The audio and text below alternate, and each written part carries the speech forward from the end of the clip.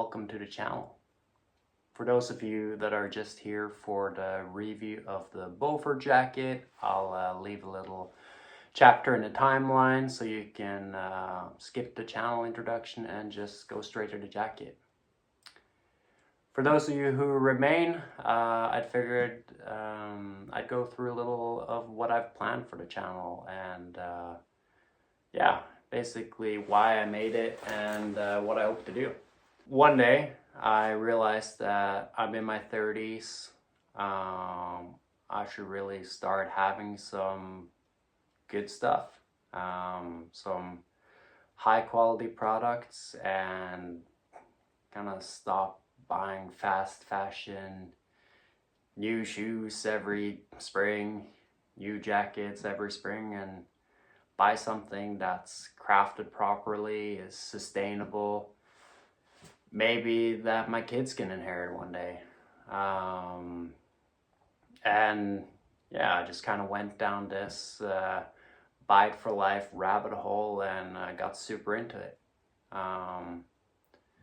So I figured I'm gonna record these videos where I research items that I personally want and buy the best version of it and wear it, experience it, and then share it with you guys so you can benefit from my experience. It's gonna be clothing items, tools, whatever basically I think would be a useful addition to my tool set. I'm gonna start off with a jacket I'm wearing today. It's a Barbour Beaufort. It's a British wax jacket and quite a well-known jacket for jacket enthusiasts, and especially wax jacket enthusiasts.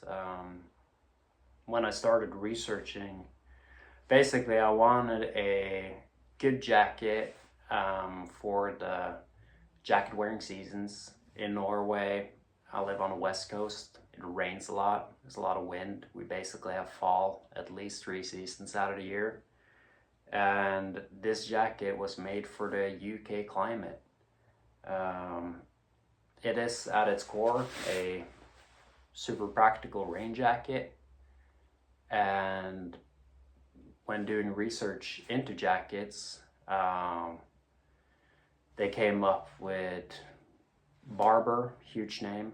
Filson is an American one, and I think likely I'm gonna get a Filson jacket, but more for workwear. But yeah, for kind of like a functional, long-lasting jacket, the Barbours are famous. And you have people that inherited jackets from their grandparents or their parents and they're 30-40 years, and of course they require some maintenance and mending, but I don't know, there's something at the core that aims for longevity with Barbour and how they produce these jackets. So it's super, for like compared to my normal jackets, which are light as feathers, this one has some weight to it, and I mean, no wonder, like, you have huge zippers, heavy wax material, and but it feels good. It feels like you're wearing something properly crafted, and I personally love it. Barbour has a long history making jackets. They started off making water resistant clothing for sailors way back. They outfitted soldiers during the World Wars, and they have had royal warrants for producing clothes for the royal family. So there's plenty of pictures of various British royalty wearing Barbour clothing. You can see in this one, my jacket, the Barbour, it's a classic Barbour Beaufort. It has the royal warrants for the late Queen and the now King, then Prince Charles. So you see that in the stitching in the back. I'll probably show that.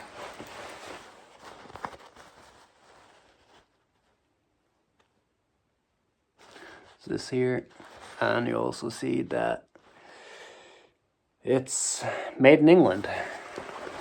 So when first looking into Barbour jackets, you need to find out which one suits your needs the most. I, at some point in my journey of deciding, thought I wanted each one of them. The classic jackets, the ones made in England, Beaufort, this one, and the Beedale, they have more of a boxy, roomy fit. I'm quite a skinny guy. I'm 6'2", 182 centimeters, and like 75 kilos, 150 pounds-ish. So I didn't want something super roomy or boxy, because you don't want the jacket to wear you. So I initially figured I'd go for the Ashby. And those are, like, typically reading online about these jackets, you'll see the three candidates are the Beaufort, the Beedale, and the Ashby, where the Ashby is kind of the modern, more slimmer fit jacket. So yeah, I thought, sounds like the one for me. As you dig deeper, you kind of learn to appreciate the history of the Beaufort and Beedale and the functionality of them. And the more I read about them, the more I knew I had to have one of those, for me personally. So the Beaufort that I have, it's a hunting jacket. It has some pockets that are super practical, and for me, if I'm gonna have a forever jacket, it needs to be practical. It has a huge hunting pocket in the back here, goes all the way across your back. It has a nice zippered side pocket here, which is great, and has two large front pockets here. And that kind of practicality immediately speaks to me. So what I did, typically I am a UK 38, but this is a 36, so it's a bit less roomy than it's supposed to be, I guess. But for me, I never care about what things are supposed to be. For me, it only matters what I need and how I feel about it. So for me, this is perfect. I can fit a few layers under. I can fit, basically for any weather I'm gonna actually wear this jacket in, I can fit plenty of layering. So for me, this is a perfect fit. It's a typical West Coast day here in Norway, and it's just the perfect weather that this great jacket is made for. It's a bit windy, it's quite wet, and it's just proving its worth. We're in mid-August. It's quite thin. I have a merino wool sweater under, and it's just keeps the elements off me and keeps my hands warm.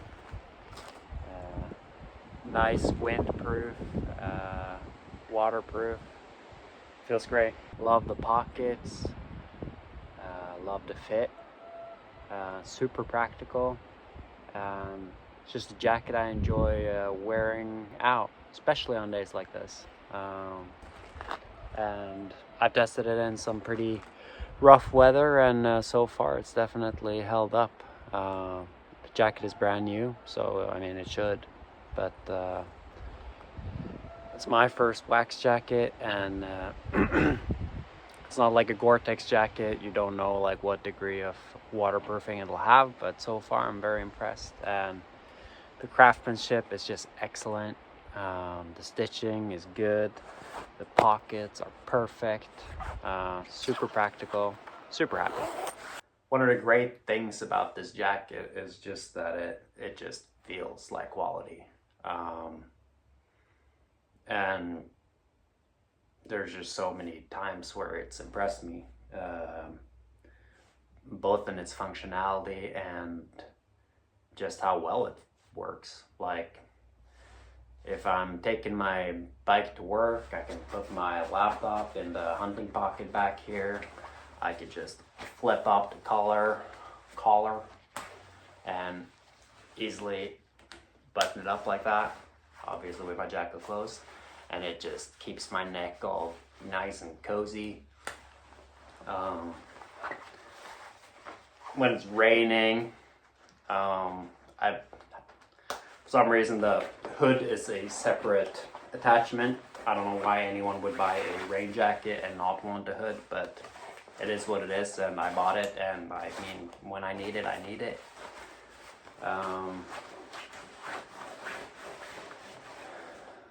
Yeah, just a super functional jacket. I think it looks cool. Style, I guess, is a preference. On the above the large pockets, it has some small pockets here that are hand warming pockets. Never had that. That's super cool. Yeah, just a great jacket.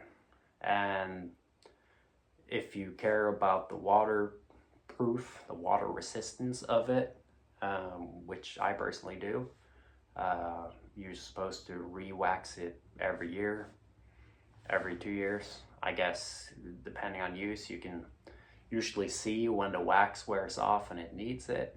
So you can do this yourself. If you live close to a barber factory, you can send it in and for a fee have them do it. So yeah, just a cool jacket, a cool item. I kind of like items that you kind of need to do stuff with. I think that's pretty cool. So yeah, really enjoyed a jacket. Kind of what made me want to venture out on this whole buying things for life thing. You definitely pay for it, but do you really? Like, it's a long-term investment, and yeah, personally, I feel good about it. Here in Norway, do like this jacket. It's about 500 euro, which is insane for a jacket. I've never bought anything that price range for any clothing. In the UK, I think you can, and the US too, you can get them on sales for 200 euros. Then if price is a concern, then at least at that point it's a no-brainer. That's just a lot of jacket for your money. Other than that, some products that I plan to acquire and experience and talk to you guys about, it's shoes, it's maybe some tools. Like I mentioned earlier, I have my eyes on the Filson Shortline Cruiser, which is another famous American wax jacket, typical rancher wear. I just love that stuff. I'm planning on getting some good, like, either goat or elk skin work gloves. Give some feedback on that. And yeah, I just kind of want to be properly kitted and not have to buy new things all the time. Kind of feels cool, like you have this companion that you go through life with, and I don't know, I like that. I think that's pretty cool. Next time I'll probably talk about my boots. I bought boots for the first time. I'm wearing sneakers all life. Bought boots now after doing similar research, and love that too. I'll take you through my journey with that as well. Letting you know what my contenders were, where I might be looking next, and things to look out for. Yeah, hope this was interesting to someone out there, and please let me know if there's stuff I should try, stuff I should read about, keep an eye on. This whole like BIFL life stuff, I'm super intrigued, and hope you guys are too. So yeah, see you in the next one.